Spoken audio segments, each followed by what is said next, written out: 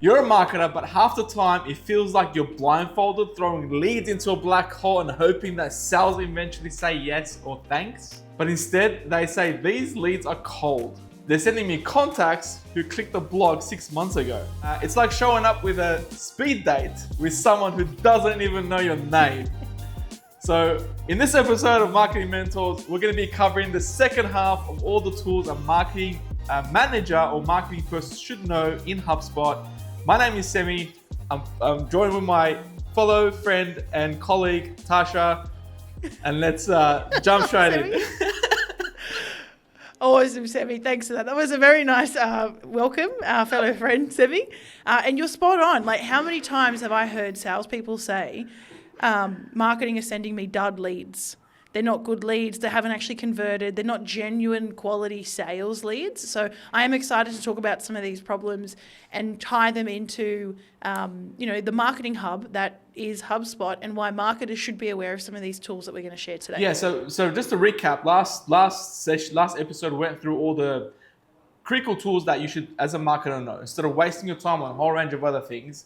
So in this episode, we're going to be going through the other half of other tools that you should also know, because it's a big episode. There's remember, before HubSpot became a CRM, it was a marketing tool. So there's a lot of content that we're really, really good at doing. So without wasting more time, let's jump into one of the tools that HubSpotters or anyone using HubSpot marketing people should definitely know about. Always should know about how to segment your data. Semi's really excited to talk about this topic, if you can't tell. I know. It's just like, I just want to talk about contact segmentation. Honestly, contact segmentation, it might sound like bleh, but it is actually really exciting for marketers and people that are using HubSpot, purely because if you've had a chance, the opportunity to look at how to filter contacts in HubSpot through lists, you know what I'm talking about. There are so many ways we can cut through the data based off of behaviors, based off of events, sales activities, marketing activities, pages viewed, forms submitted. I mean, what color underwear they're wearing, who knows? There's so many ways that we can segment our data. And one of the first things that I'll train my HubSpot users, and not just marketers, but definitely marketers are hungrier for this, is how to use that list tool and create the lists that are going to make the most impact for you. Yeah. Love lists. Man, honestly, it's just if the more you use it, the better you get at it, and the more you realize the potential it has. Because it goes in, and that's the reason why I'm super excited about it, because half the time, if you're trying to, it's like a discovery mode. You're using the list to discover things that you never thought about existed, right? You're going through figuring out, okay, cool, where this person came from, how did they, or what group are they in, or what activity that they performed, or something they did in order to come up to end up where they ended up, right? It's also the tool that is tied to everything else that you would want to do within HubSpot, like marketing emails. From a marketing point of view. Marketing emails, sending nurture emails, getting a call list for your sales rep if they want a physical list, right? Yep. The list goes on. Reports. Man, it's such a super powerful tool, right? Now, if you're using... Yeah, I do want to just spend 1 minute, Semih, though, please. We need a minute for your analogy here. So Semih and I have a shared note when we present these episodes, and Semih's got a great analogy here. Think of your CRM as a giant Netflix account. You wouldn't recommend a Bridgerton to someone who only watches Fast and Furious. Segmentation's how we make sure the right trailer plays for the right person. This is gold. Semih loves these analogies, and it's so spot on though. It's so spot on. You can use your segmentations to tailor your lists to then provide the right content to the people in those lists. So no, I totally get it, and I'm a huge Bridgerton fan, so this makes a lot of sense to me. There you go. More on lists. Sorry, I cut you off because I really wanted to talk about that analogy. No, that's fine. Awesome. Honestly, whatever gets the message across. I think that's the point here, right? Because you have to know list inside out, and unfortunately, there's no other way around it, because that's one of the super powerful. There's a super powerful tool within HubSpot. Use it. It's there. Right? Exactly. Yeah. And I'm going to steal your joke. Hold on. If your contact list isn't segmented, you're basically sending wedding invites to your Tinder matches. gold, man. This is so good. I mean, like, if the message isn't across yet for our listeners, the contact list, segmenting your data is important so that you can get the right message to the right person, you can outreach the right contacts, all that type of stuff. Yes, contact lists, bees knees, get into it. Yeah. What's Now, next? there's a couple of things to note, right? Within that, which we always marketers do get it. I guess I get this feedback all the time. It's like, Semih, I'm trying to create this list, but I can't get it going, right? One of the most pain points that I'm going to let you know from now is making sure that you group the triggers appropriately if you're a marketer. So once you're using it, you'll realize what that is. So HubSpot has like group 1, group 2, or you can create additional groups. So making sure that those filters are set up correctly. Again, going a little tactical here, but that's probably one of the reasons why. That's probably one of the reasons why your lists aren't performing the way you wanted it to, right? Yeah. So just a note from there. Yeah, that was a hectic pro tip. Thanks for that, Semih. We should get some like cool overlays and sounds when the pro tip comes up, like bing, bing, bing. Pro tip. I see it all the time. Because that was a pro tip. I see it all the time. It's like, Semih, I'm trying to get list A and list B together, but it's only showing me like part of like it's just showing me like only two little people, right? Well, you just grouped everything together. You need to separate it. They just grouped everything. And then very professionally, you're like, well, that's because you grouped them wrong, you I'm joking. I would never say that to a client. Just to Semih. But yes, that's a hectic tip. Make sure you know how you're doing your filtering. And the and/ors, because they make a huge impact on that list. In addition to that as well, if you one more pro tip, I'm going to just drop another one, right? Marketers will typically use the contact object, right? So, but you can also use the association section, right? To then do additional reporting that you never thought you could, right?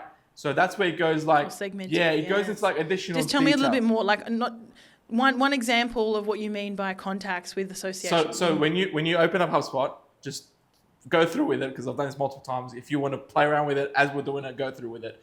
You open up a list. On the left-hand side, you'll see the filter section. When you click on create a filter, add a filter, that will then be on the top before you start looking at the whole list of other options, like before you go into contact properties, types, or like, list forms or marketing information. Above that, you should see a little section that says contacts, and then there's other associations. So if you click on that little drop-down option,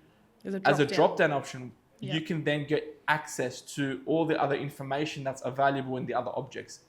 Basically what this means is if you want to get a list of all the people that have won a deal, right, which is somewhere else, and you want to send them a welcome or thank you very much for doing business with us email, or like a newsletter, this is the way you do it, right? Maybe we can do that as a feature at one point, but actually, that's a great feature. Stay tuned. Who knows? All right, let's move on to our next feature, and that is lead scoring, which I have quite a bit of experience with, and I've seen the lead scoring feature kind of evolve over the years from a HubSpot score contact property, which was just horrible to use. I've developed many lead scoring kind of strategies, and I must say the new lead scoring tool that came out, I want to say like 2024, late 2024, is really cool. I love these engagement scores. I love the different types of scores. The user interface is really nice. And I've rolled it out with a few clients now, and I love that when contacts start getting scored, on a contact record on the far right, we can see a nice little number as to who they are, and then we can segment even further based off of that lead scoring. Semih, why don't you let us know this beautiful analogy you have here? What are you saying then? Go ahead. Please say it. No, you say it. No, I want you to say it. Okay, fine, I'll say it. Lead scoring. If all your leads were fruits, lead scoring is how you avoid biting into green bananas. So good, because who wants to bite into a green banana? It's gross. Well, so lead scores so that you're only biting into ripe bananas.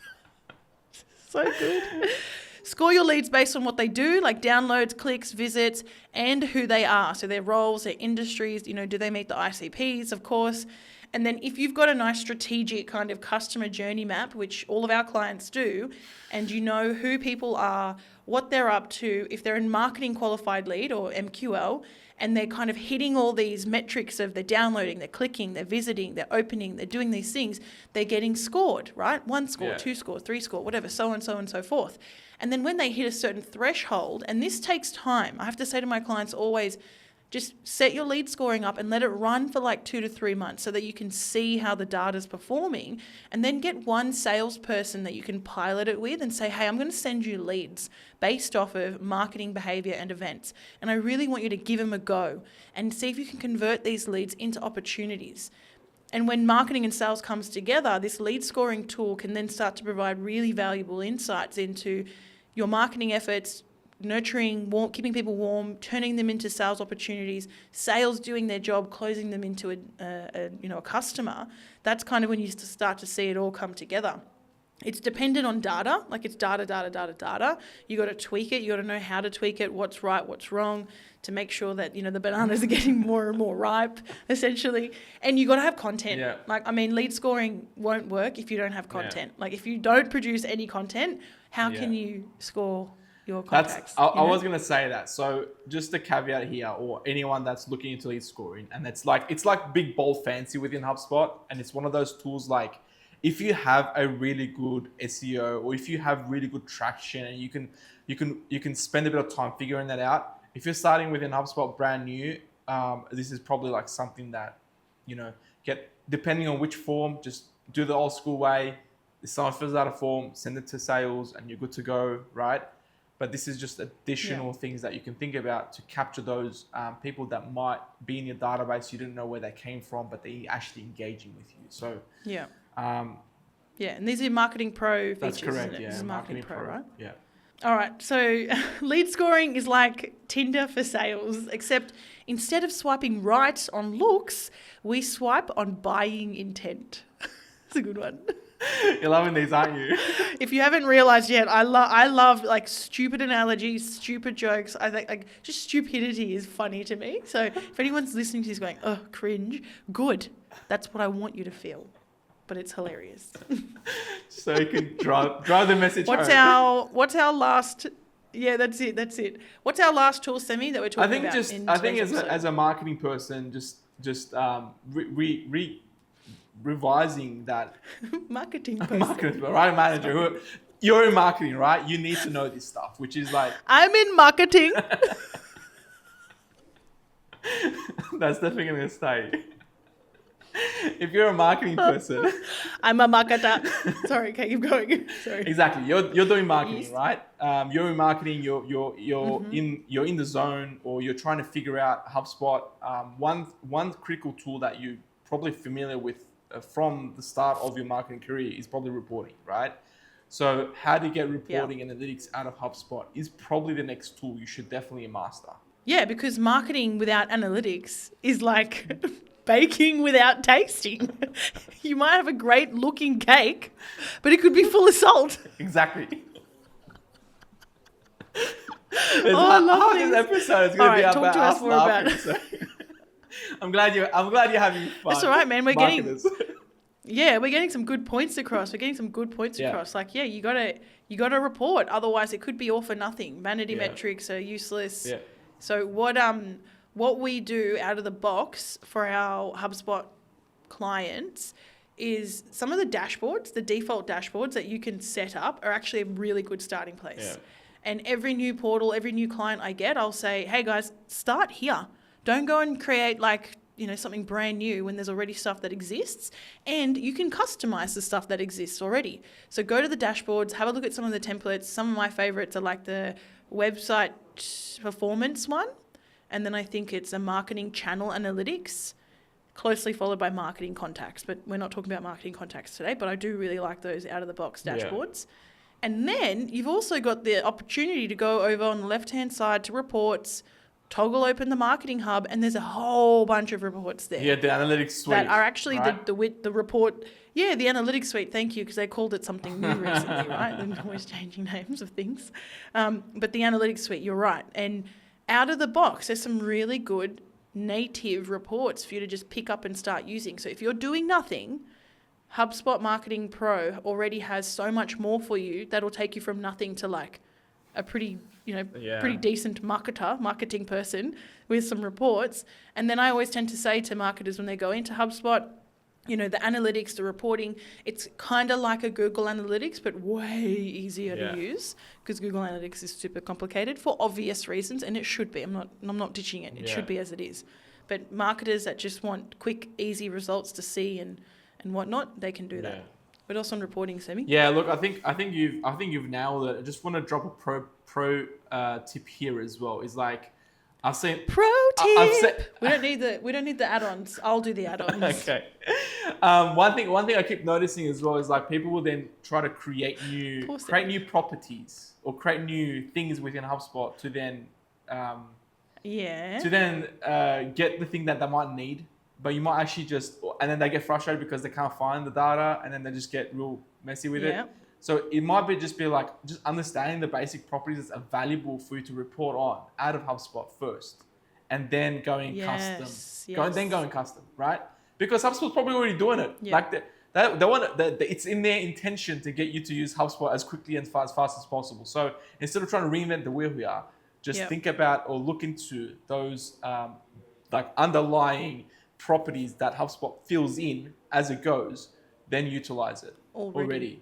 And I stand by, like, HubSpot was created obviously as a CRM, and the marketing suite was the first, biggest, most comprehensive suite and like in the space when I first started using it all them years ago, and it's only gotten bigger and better. So I stand by that the software is still the leading I've botched my words here, but it's definitely the leading marketing tool that's out there. I think we're not talking about sales today, but I do think it's also a very, very strong sales tool, but we're talking about just marketing, and it's definitely the leading marketing automation emailing system that you can get. I mean, if someone asks what marketing's been doing and you don't have a dashboard, just show them a meme and slowly walk away. So good. The Homer Simpson one that disappears into the bush, that's the one. That meme. What's marketing doing? It just disappears. That's generally what marketing's doing. Hey, we're marketers. We can say that. All right. So with that said, Semih, should we jump into our featured feature? Let's go. Let's jump into it, Tash. Over to you. Hey there. In this HubSpot featured feature, I'm going to take you through creating a list with multiple associations. So the example is I want to see a list of contacts that have an associated deal. But what we're going to use is drill down specifically into a certain filter. So let me take you through it. First of all, make sure you're over in your list. So under CRM, under lists, and then what you're going to do is go up here and click create a list. Now you can see the various objects that we can start off with. We're going to start with contacts. So we're just going to keep that selected as contacts, and then we're going to click next. Once we're in the list, just a best practice that I generally like to do is always name your list first. So give it a name so that it's nice and clear what it is that you're trying to do. And then we're going to add some filters.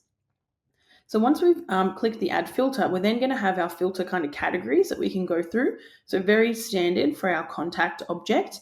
But what we want to do is actually filter based off of the deal object. So we're going to come up to the top here and select deal.